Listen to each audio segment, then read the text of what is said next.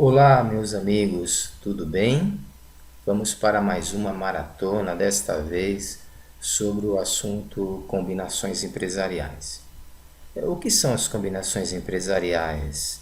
São estratégias empresariais que podem conduzir os empresários ao sucesso ou ao fracasso. Então, dentre as combinações empresariais, vejamos aqui um exemplo que é sobre a fusão empresarial. Então, na fusão empresarial, a empresa A e a empresa B, elas unem patrimônio e atuam no mesmo segmento. Se vocês forem pesquisar, praticamente 100% das fusões que já ocorreram no Brasil foram entre empresas que atuam no mesmo segmento. Vejamos aqui um exemplo. A Ciba-Geigy e a Sandoz, alguns anos atrás, que eram empresas independentes, resolveram constituir a Novartis.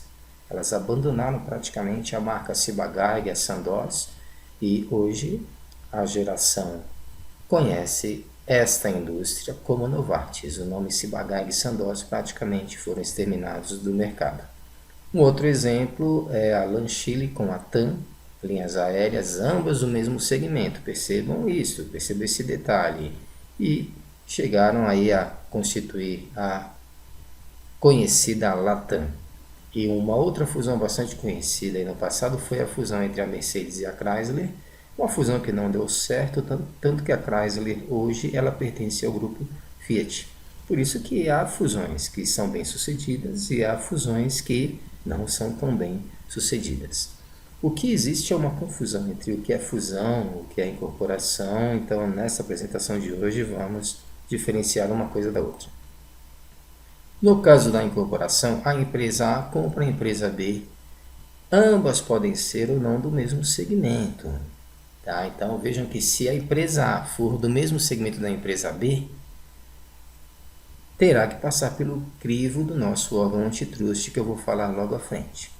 Se as empresas atuarem em segmentos diferentes, é porque há na intenção do empresário a preocupação em montar um esquema de verticalização, ou seja, o empresário vai diversificar as áreas de atuação. É o que nós chamamos de verticalização, processo de verticalização.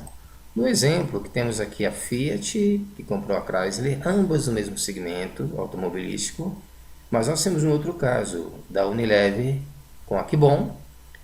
Unilever, conhecida como a empresa que produz o Homo Total, produtos de higiene, mas ela também atua no segmento alimentício. Então, ela comprou a Kibon e, portanto, ocorreu um processo de incorporação empresarial. Então, já vimos aí fusão e incorporação, mas tem também o associativismo. O associativismo é o quê? É uma incorporação, é uma fusão? Não, é um associativismo mesmo.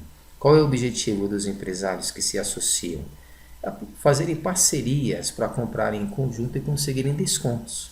Então isso é muito comum ocorrer entre negócios que envolvem a associação. Por exemplo, a Associação de Farmácias do Estado de São Paulo. A associação compra os produtos da indústria, aumenta o seu poder de barganha, por exemplo, e depois ela distribui para os associados. Ah, isso aí é cartel? Não, não é cartel. Por quê? Indiretamente o consumidor vai ser beneficiado pela compra feita em grandes lotes que irá proporcionar a estes associados colocarem o produto a um preço mais competitivo no mercado. Então tomem cuidado em relação a isso.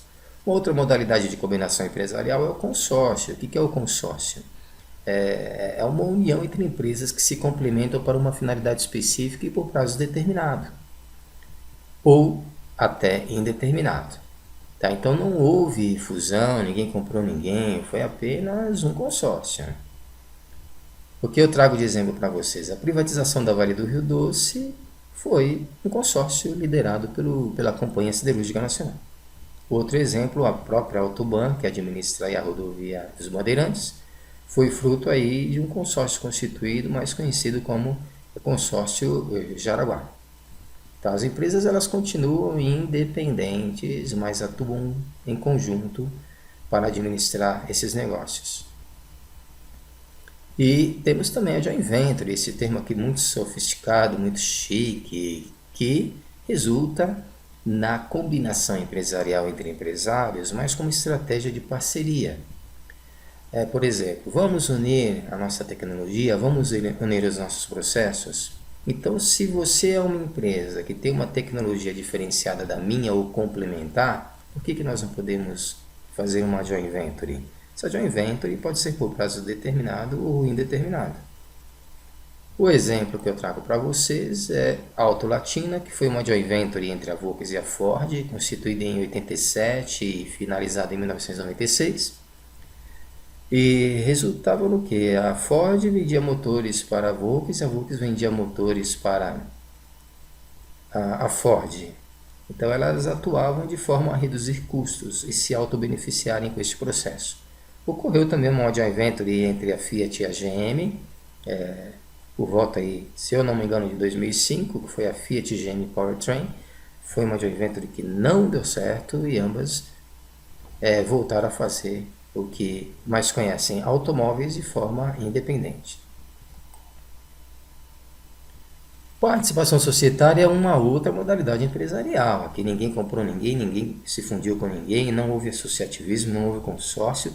Simplesmente uma empresa comprou ações de um grupo empresarial, 5%, 10%, portanto ela tem uma participação societária. Tá? Então não houve incorporação nem fusão. A Companhia Siderúrgica Nacional, por exemplo, tem uma participação societária na Uzi Minas. Um exemplo só para vocês entenderem. O que é importante vocês pensarem é que no Brasil existe o órgão antitrust, Conselho Administrativo de Defesa Econômica, é um órgão que pertence ao Ministério da Justiça. E esse órgão ele está fazendo um monitoramento de todas essas combinações empresariais. Por que precisamos desse órgão? Você, brasileiro, precisa fazer essa pergunta. É bom para você, consumidor? É bom para o mundo empresarial? Eu acho que sim. Então vamos ver como é que funciona. Por que nós temos o órgão antitrust? Porque nessas combinações podem ocorrer operações de trusts. O que é o trust? É uma estratégia clara de aniquilar a concorrência. Então uma empresa A compra a empresa B, que é uma empresa concorrente, simplesmente para aniquilá-la. Um ano depois ela fecha essa empresa, provoca desemprego no mercado e isso causou um dano considerável ao mercado como um todo. Tá? Então é uma estratégia clara de aniquilamento da concorrência.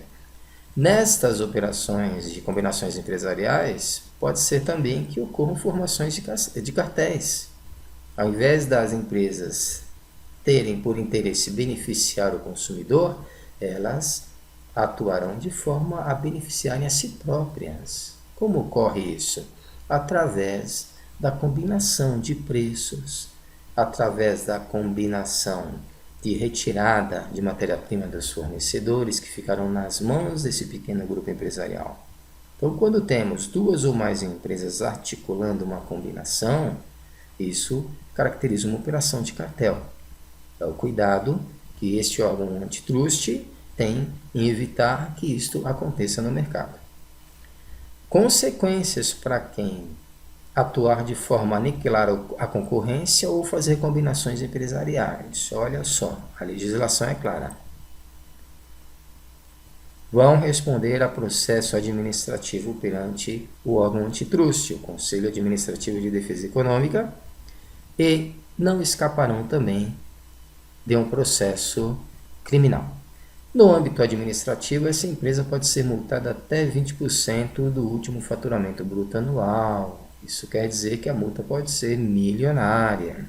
Cabe recurso? Cabe, mas olhem só.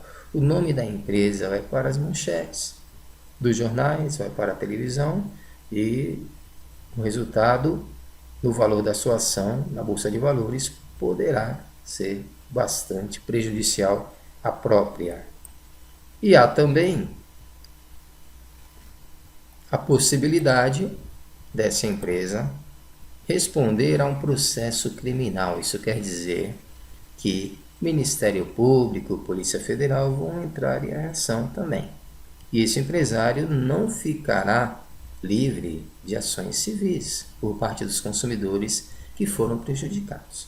Portanto, você, empresário, pense bem em relação às ações que você fará no mercado para sofrer, para evitar, né, que as consequências possam te atingir.